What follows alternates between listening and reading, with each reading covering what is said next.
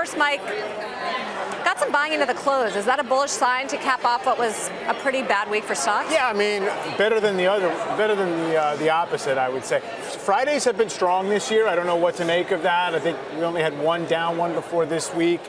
So I do think in general, at the lows this morning, the S&P was down 3% from its high a week ago, right? So that's about the range where you'd say this is still a normal pullback. Obviously, we have this slowdown theme that's working its way through the market, the bond market especially. I mean, you have Treasury yields again being compressed, but it was all very kind of well ordered and not necessarily panicky. It was just kind of a quick downward repricing of yields and very modest when it came to stocks. I think sentiment and valuation are neutral, and that's why stocks were not really necessarily kind of out over their skis very far going into this number. Mike, we said yesterday that the difference between the ECB's pivot and the Fed's pivot was that it wasn't accompanied by bad data in the US, whereas it had been in Europe, and that's why it's been good for stocks in the US, bad for stocks in Europe. Does that change now with today's jobs number? I don't think today's number is enough to change that overall. I think that it's interesting. The market pretty quickly made the assessment that you could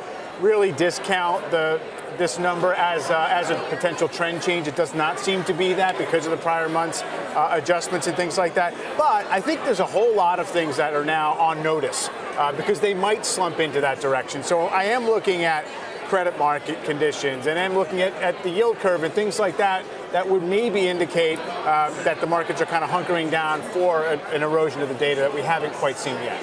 So, Sarah, how would you characterize the stock market after the pullback this week, where valuations stand versus some of the fundamentals and the new data we're getting in, like today's jobs report?